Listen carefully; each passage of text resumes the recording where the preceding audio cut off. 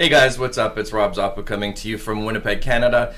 I just wanted to take today to give a little bit of my backstory, basically how I got to where I am right now, where my entrepreneurial journey has taken me, and more importantly, where my life journey has taken me, basically from childhood. So I was born in Winnipeg, Canada in 1976, and my father was a teacher and my mom a homemaker. My mom had definitely some mental health issues. There were some in her family. She definitely was diagnosed with schizophrenia, and that made growing up and childhood very difficult for myself and my three siblings. I have two sisters and an older brother. So we definitely had some challenges as we were growing up. There was lots of, yelling and fighting in the house. My parents obviously didn't get along, but that was kind of on top of the schizophrenia part of things. And sometimes my father was pretty avoidant, so he would actually leave the house at times and leave us in some pretty dangerous situations because, as some of you may know, with schizophrenia, obviously, people will tend to have, hallucinations or delusions where they think that unusual things are happening when they're actually not. So they will sometimes lash out at the people around them, and certainly that did happen in our case. So I decided during that time that, caring about my mom a lot and caring about people in general, and just curious about what was happening with her and why things like that happened, I decided to become a doctor at a pretty young age, probably around 12 or 13, I would say. So I sort of sought school out as my refuge from home, and I did a lot of studying, and I naturally had a high IQ and was talented in that respect, so I was fortunate for that. Unfortunately, I was very small for my age all the way through school, and I had a very slim build. I was quite short, and I also had quite a skinny neck, which I was teased for, and I called ET and pencil neck, and you can imagine what other kinds of things happened there. So, but I became, I think, tougher because of it, because I would get challenged to fights, and people would try to basically beat the crap out of me, and I kind of had to toughen up and be able to take that kind of punishment, and then also eventually to be able to dish it out again. So I would say in my 20s that kind of evened out, because I started in high school to lift a lot of weights and to eat a lot more and just try to become more bulked up. And plus, around that time, things start to become a lot less focused on those aspects of a person. So over time, I was pretty unself-confident, particularly in school. I would go home and I would be heavily criticized because of my mom not being a very stable person. And then I was also a middle child and close to the youngest. So, I always kind of lived in the shadow of my older siblings. And, at school, again, with my size and that, it didn't really make things that much easier. And being in a gifted program and actually perceived as having advantages or being quote unquote smarter than other students didn't go over well with other students also. But I have to say that overall my time in school was actually relatively enjoyable.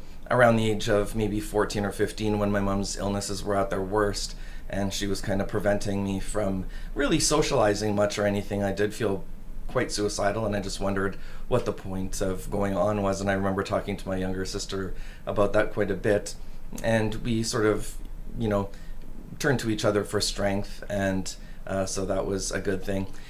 I was never particularly good with the ladies, and that led to, I think, some issues in my later life as far as some decisions that I made. So I would always recommend to people, don't focus on school to the exclusion of the opposite sex if that's something that you're potentially interested in, because it will come back to bite you in the end. Although, having said that, everybody's different and you can't lump everybody in with this, paint everybody with the same brush. So basically got through high school in Winnipeg, and I got into the University of Manitoba, where I went for my undergrad science degree. I took about 5 years to finish my 3-year degree with a major in microbiology, and I did enjoy that time. I did achieve quite an excellent GPA, grade point average, and was able to turn my sights towards applying to medical school. Around that time when I was 20, I also met my first wife, and we began to date, and that did distract me somewhat from my studies. She was in pharmacy, and she stayed pretty focused, but the two of us together hadn't really dated before, other than each other, so that ended up being new territory for both of us. So as time went by, I did apply to medical school, and I'm not ashamed to say that I didn't get in the first time or the second time, but I did get in the third time. So by that time, I had also finished a year of pharmacy, and I had worked in a pharmaceutical wholesaler. In fact, I had a lot of different jobs as I was growing up. I started working when I was 14. I was renting televisions out in hospitals because I knew that I wanted to do something related to or in close proximity to medicine and medical care, because that's what I was very interested in. So I ended up working in hospitals, renting out these television sets, and it gave me some confidence, definitely. Ultimately, I ended up getting other jobs through that in hospitals. I ended up doing heavy linen deliveries, and then working in a hot, sweaty kitchen, dishing out hospital food. And so those were some of the things that I did over those times. I ended up working at every hospital in the city doing the television rentals. I also ended up working at Walmart, and I ended up basically being the stock person that goes out and gets all the carts, whether it's summer, winter, or anywhere in between, and also cleaning the toilets and wonderful things like that, and doing heavy customer carryouts. So I did make lots of friends when I was at Walmart, so that was a good thing. I did gain some more social confidence there. And my first wife, at the time we were boyfriend and girlfriend, but she also worked there, so that was kind of a nice thing as well. So over time, as I mentioned, I ended up getting into the faculty of pharmacy, and I did a year there, made some excellent friends there, and the people in that faculty were just absolutely wonderful. It was really, really an amazing experience. And as I mentioned, I had ended up starting to work at a pharmaceutical wholesaler, and learned a lot from that as well. A lot about business and healthcare, and how business, what the interplay of business is with healthcare as well. So over time, I got into medical school in 2001, and I actually got married right around the same time. I was 25 years old, and started first year medicine. And medicine 1 and 2, basically the first 2 years, are all about classroom work, basically sitting for long hours and memorizing things like anatomy, physiology, and how to treat diseases, and all that kind of thing. And I loved it, really. It was very interesting. There were challenges, of course, around that time, because my wife and I, my first wife and I, didn't get along tremendously well. We didn't have kids yet or anything, so it was just the two of us, and we had bought a small home, and so that was what it was. But got through the first couple of years. I also, some of my insecurities, came back, and I just didn't feel like I necessarily fit in with all these other high-powered, type A individuals in the medical arena. I sort of felt that I might have belonged better in, pharmacy, where people were a little bit more laid back, but still intelligent and still interested in healthcare. So nonetheless, I got through those 2 years, and then ultimately I got into third and fourth year of medical school. So those were, quite trying years, particularly third year, because one of my first rotations was internal medicine, which is basically where you learn all about all the different diseases. You're on the wards, you're getting grilled. I had a particularly scary, menacing teacher there who would yell at us and call us stupid and whatnot.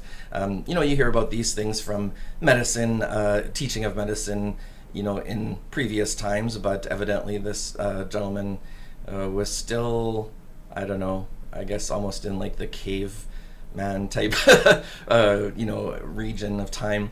But anyways, I did learn a lot, but I certainly considered leaving the profession at that time.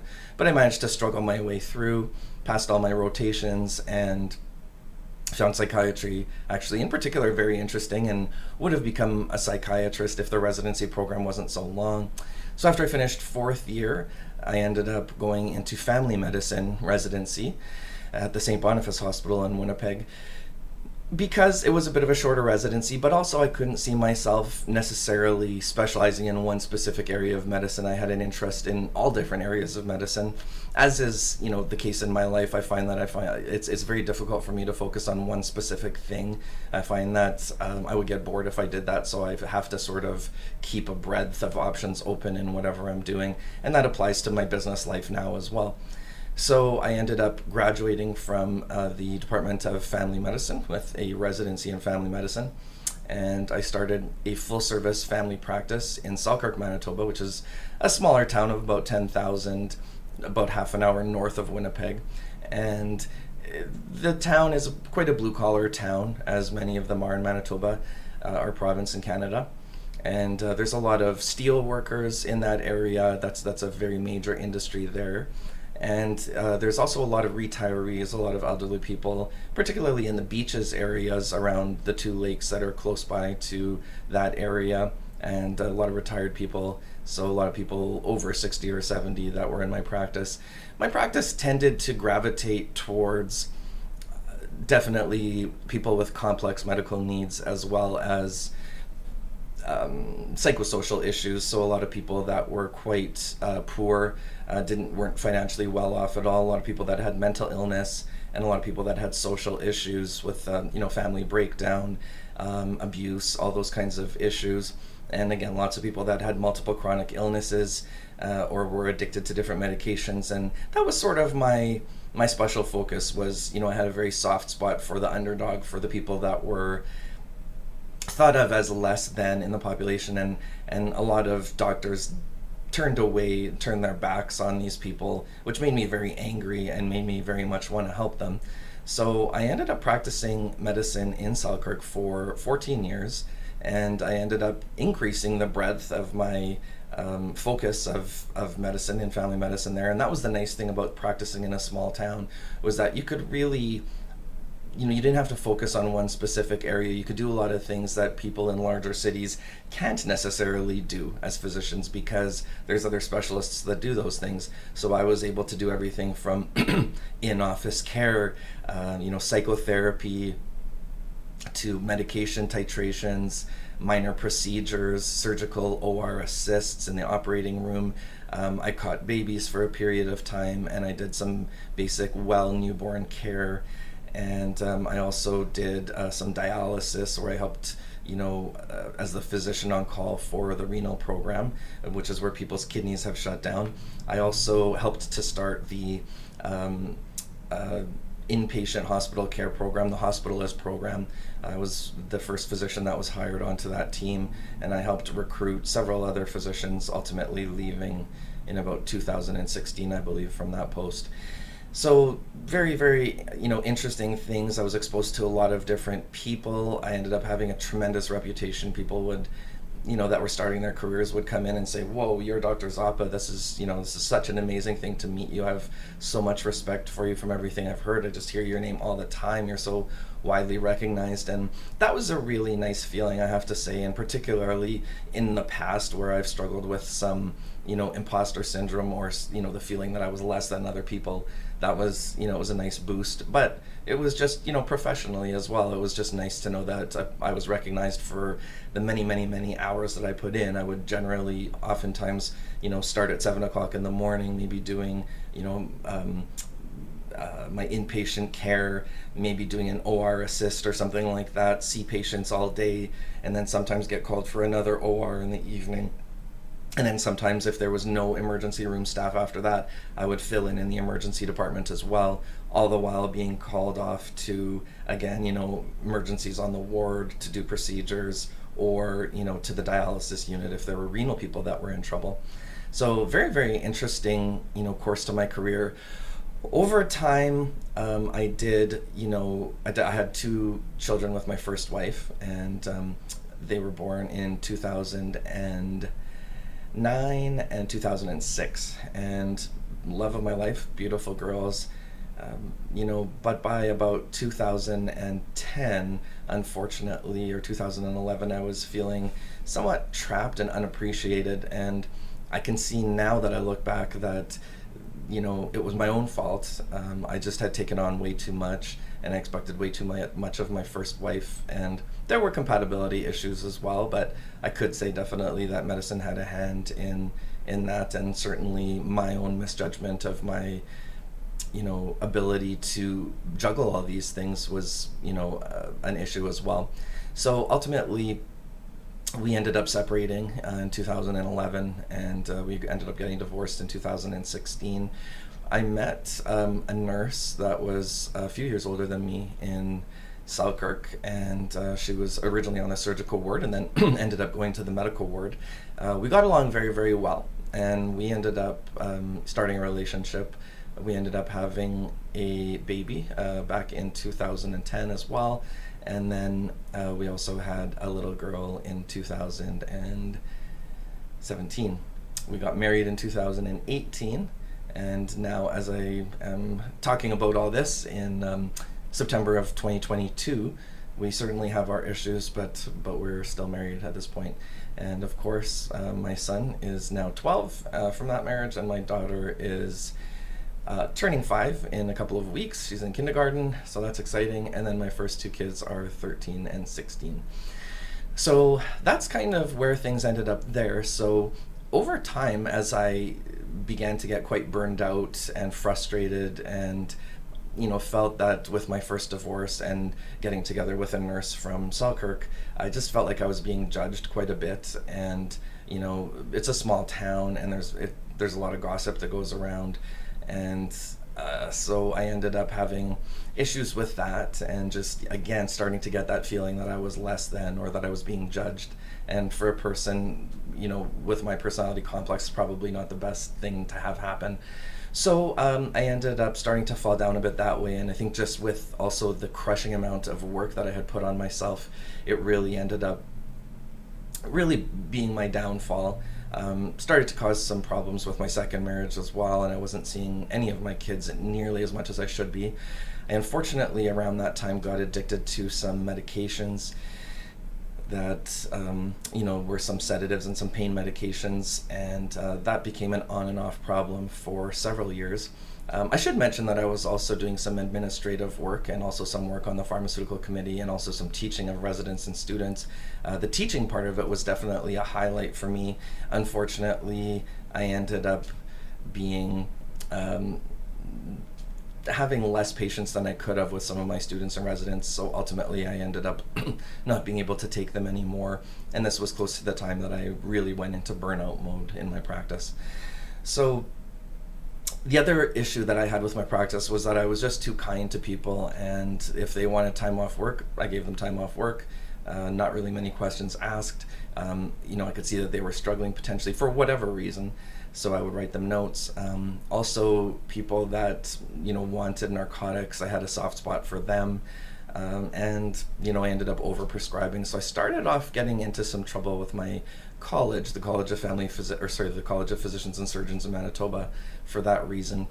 And I can't get into too much detail about that, but ultimately one thing led to another. I ended up in the throes of my addiction, which incidentally had nothing to do with my overprescribing at all, but might have been part and parcel of the same personality factors, in the sense that I just wanted to really help people, but to a fault, and to the point that they could take advantage of me. And part of my wanting to get away from that was using medication to dull my sense that people were taking advantage of me, or to make myself feel stronger, that I could stand up to people and say no to them. It didn't work well, unfortunately, as you can probably imagine, and maybe something like that has happened to you in your life, but regardless, you might be able to understand what I'm talking about. So I ended up having this addiction problem, and it started to become more obvious to patients and to other staff that it was becoming more of an issue, and I said some inappropriate things to some people that I shouldn't have, and I ended up having a relationship with a patient as well, and that was definitely a low point of my career. So I ended up getting reported for that, and then also for my medication misuse, and eventually in June of 2020, my medical license was placed on suspension, and I was placed on a voluntary medical leave. Over the next year and a half, there was a very extensive investigation conducted into my practice and conduct, and ultimately it was found that there weren't tremendous deficiencies in my medical practice itself, and there weren't really complaints from patients, but of course the relationship with the patient and the addiction issue, in lying to the college about that, ended up giving them enough ammunition to actually take my license away in March of 2022. So again, it's been about 4 or 5 months since that happened. So I would say that throughout my lifetime, things have been interesting. There's been highs and lows. There's been lots of things that I've learned a lot of lessons from. If I go back to 2020, when I was first suspended, I started to realize how much of a problem I had with narcotics and sedative medications, even though it was on and off problem. And I did have some issues with over-the-counter medications as well, particularly muscle relaxants. And I ended up seeking treatment for that, saw an addictionologist as an outpatient, started seeing a psychologist, continued seeing a psychiatrist, started to see a family therapist and a life coach and a business coach, and ultimately decided that business was actually what I wanted to pursue. I had had the feeling, right from a young age as well, 16, 17, 18, that I was interested in finance, money, business, corporations, and how they functioned, and just what the ways were to make money, and what the best tips and tricks were that I could find out. So I remained interested in those things during the time that I was a practicing physician, but didn't have a lot of time to focus on them, except that around 2010, 11, I started to really get interested in investing. And so I did make some very successful investments at that time. But that is counterbalanced by some very unsuccessful ones that I'll tell you about in a little while. So as time went by, in say 2020, in June, when I lost my license, I was just very depressed. I became very anxious, suicidal. I mean, this was something that I had worked for, this medical career, for basically all of my life that I could remember, right from a young teenage hood. This I had basically put all of my eggs in this basket. And so the thought came to me, what am I going to do now? I mean, basically all of those years of studying and missing out on social opportunities and health opportunities and all kinds of things just came flooding back to me. And I just thought to myself, was that all for nothing? So in addition to those other resources I mentioned, I also went for a 7-week period of inpatient care at a place called Homewood Health Center in Ontario, Canada. And that was a very enlightening experience. I got to see many other people from different walks of life as an inpatient for all that time who were struggling with similar issues. We all had different reasons for being addicted, but we were all, had that experience of addiction. And one thing that I noticed that was very, very fascinating was that a lot of things came down to confidence or self-esteem issues, and we all had a lot of that in common. So when I started to see that that was the case, I essentially actually felt much more at home, I guess you could say, or more confident about the fact that I could come out of this, and that there were other people around that were like me and had reached out to coping mechanisms in a similar way to what I had done. So that was a little bit helpful for the self-esteem. And then certainly because it was recognized that all of us had some self-esteem issues, there were various mechanisms that were used as well at that time to help us to cope and to increase our self-esteem. So that was very excellent. Past that, when I came back from there, I realized that it was becoming more and more apparent to me that it was unlikely that I was ever actually going to get my medical license back. So I went through another period of depression, but more so desperation, because I knew that I had 4 young kids to feed. I had, an ex-wife and a current wife. We had some kind of lifestyle that we wanted to uphold. And, I just felt that after all my work and all that time, that it was only fair that I should have the opportunity to have a reasonable lifestyle. Now, in the real world, that's not necessarily true, because there are plenty of people that work hard and that are intelligent but don't necessarily get to enjoy a particularly elevated lifestyle. Maybe that's you, maybe not, but in either case, it just seems to me that there's certain tricks and certain pieces of knowledge and intelligence that a person needs to gain to be able to get to that lifestyle point where they want to be. And if you look around at the people that have really succeeded, hard work and intelligence of some kind and study are a must, but getting the right pieces of information to get you to the place where you want to be, that is absolutely crucial. And in a lot of cases, it's very hard to do that, because you can imagine that, if you're going along a path and, your life could go this way, and suddenly you get the right piece of information, you veer off and you become a multimillionaire. You could have just as easily gone along that path, missed that one piece of information. And so that's what my mission has become, is to find those one pieces of information in different industries and to be able to pass them along and provide them to other people. So, I took many coaching programs. I've read many books. I've written several ebooks. I've written a lot in blogs. I have multiple websites, and Instagram and LinkedIn. And throughout all the coaching and all the learning that I've done, the main areas that I've focused on are essentially, like I mentioned, coaching other people and helping them to get out of these kinds of situations. I recognized along the way that I had tremendously severe burnout for the last couple of years that I was practicing medicine, and that, again, the narcotics were somewhat of a way to keep me functioning, basically, because even after my long days, I still had lots of charting to do, forms to catch up on, and forms and paperwork are at an all-time high for physicians, and physicians hate that because it's basically work that should be able to be done, by somebody at a much lower pay grade, but you can't always trust that. And sometimes it's overwhelming to even find that kind of thing while you're in the midst of having a practice. So it became misery, really, for the last 2 years for me to actually even get out of bed in the morning, and it was just a very depressing time. But again, flashing back forward to all this coaching, I took coaching in Amazon, Etsy, drop shipping, medical writing, Airbnb, you name it. I took a coaching program in it, multiple other programs in learning how to be a coach, also life coaching and sleep coaching, tons of things on diet, exercise, all that kind of thing.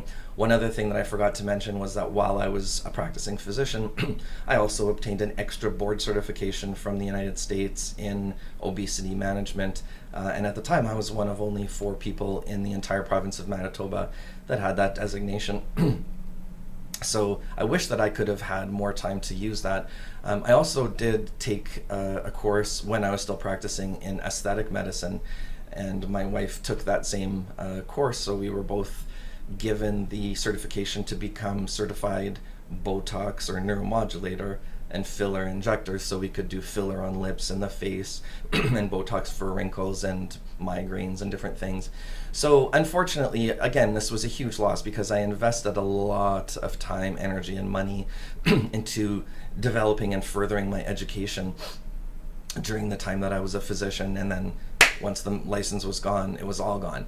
Except that I learned that during the time I was studying all of these other coaching programs, I cannot function as a physician, but I can use all of that knowledge that I gained as a physician and apply that to my coaching programs. So I believe that anybody that takes a coaching program with me, whether it be, nutrition and health, or whether it be, burnout related or addiction related, or life coaching itself, that people will get all of my coaching knowledge, but also all of my knowledge and experience from obviously my medical career, seeing hundreds and hundreds of thousands of people with many different psychosocial issues, financial issues, health related issues, mental health related issues. All of these things put together, I believe, put me in a very unique place to be able to be, quite a coach. And so essentially, flashing forward, I ended up meeting a gentleman named Mike Barron. I ended up taking his sales and closing course because I felt that was the one thing that was left that could sort of round out my education after taking all these other coaching courses. And I do recall that I ended up putting a post up on a physician's website or a thread on Facebook that, I had taken all these coaching programs and just asking for some advice. And I just remember the sheer hate and spite that came out at me that I would dare to try to sell coaching programs as a previous physician, and that I had taken a lot of coaching programs, and it just made me so angry. It made me just want to punch somebody in the face. But everybody's entitled to their opinion. Physicians are physicians. They are trained. I would say we're damaged in a lot of ways by our training, and if we don't keep an open mind, in the world, we tend to become very, very narrow-minded and very focused. And I think that does our patients a disservice, and it certainly does ourselves internally a disservice. But a lot of people just don't have the self-awareness to realize that, oh, well, I've been a radiologist, I've read x-rays for the past 25 years, and now I have $5 million in the bank, and I can retire, and I cannot think about anything else. It's not really a balanced life, I wouldn't say necessarily. But anyways, that's my opinion, and be that as it may, flashing forward again, I did meet Mike Barron, who is an amazing guy. He's not just obviously a teacher and a coach in sales and marketing and closing and things like that, although he does do that extraordinarily well, but he's also a leader of a movement, and he's teaching people how to progress in their lives, and his motto is no man or woman left behind, and it's very true. For example, myself, I felt in a lot of ways like I was left behind and nobody really cared what happened to me. I was just some ass that was a doctor, and he slept with a patient, and he was a druggie and everything. Again, life's not really that simple. I don't think if you look at all of us, before we point fingers, we should look at some of the things that have gone on in our own life and think to ourselves, what mistakes have we made? What sorts of things have we done to our family? What things have we done or not done for or to our kids, our parents, our siblings, our friends, our cousins, our fellow man and woman? So in any event, Mike really opened my mind, and I allowed my mind to be open to a lot of these things, and found that to be an extremely helpful journey. And so I've remained really close friends with Mike, and in fact our friendship has grown. He's in San Diego, California, and I've gone down to San Diego to visit him numerous times and to work with him and absorb his energy. And he has actually had picked up a lot during COVID, but he actually ended up building a facility down in San Diego in basically 2021, and so I was part of the inauguration of that building, and again have maintained a close relationship with him and the workers that work with him and for him. So that's been an extraordinary journey, and he was the person that really encouraged me and said, Rob, you have all of this experience. You've dealt with everything from extensive amounts of education, university, hiring and firing, staffing, making sure that you have staff when you need them, just, whether they call in sick or not, running a whole medical practice, not to mention the actual acts of medicine that I performed, experience with administration, politics, family members, grieving, death and dying, birth. He said, you have this huge wealth of experience, and not to mention even in your personal life where you've experienced, divorce and, childbirth, raising children, stages of development, marriage and remarriage, blended families. He said, you have probably one of the most amounts of experience of any person I've ever met. And, you haven't found your focus yet. Well, I'm going to help you do that. And sure enough, he did. And so we've created the Freedom in Motion program, where we're a business that helps staff businesses with overseas virtual assistants, particularly from the Philippines, and we also teach and coach people into being able to start their own business doing that. But more than that, this business can be used, this coaching program can be used by anybody that's struggling in any area. There's a ton of mindset teaching, there's techniques to use your subconscious. I've basically read and studied tremendously in that area, in the area of, again, mindset, subconscious, optimal performance, motivation, just, and then of course, not to mention finances and the practical aspects of internet business and other types of businesses. And I've studied multiple different areas around insurance. I also obtained my insurance sales designation, as well as mortgage broker designation through World Financial Group, and investments. So definitely I have a very wide amount of experience, and I can expose people to a lot of different businesses that they can start. I love working with people that have had burnout or are ready for a career change, people that have any kind of mental health issues or depression, particularly because of life circumstances that have happened to them, be it abuse when they were younger, which I experienced, or being shunned in social situations, which I've also experienced. or having the lack of confidence that sometimes comes from those situations. I love working with people like that. I love the underdog, but I also enjoy working with alpha people that have had advantages, but are just at a crossroads. They're not sure if they're exactly where they should be, because many times I've had that feeling too, where I just didn't know if what I was doing was the right thing. And sometimes it takes a third party or an outside observer to help you see that. So so that's basically my story. So as of now, I'm doing these coaching programs. I'm doing some medical writing. I'm doing some life coaching. Still do a little bit of the Amazon drop shipping. And I would definitely encourage you to reach out and contact me at the link below. And, I can definitely help you in many different areas that you could be struggling in. I hope you have enjoyed learning my story. And please, if you have any questions or comments, feel free to drop them below. Thank you.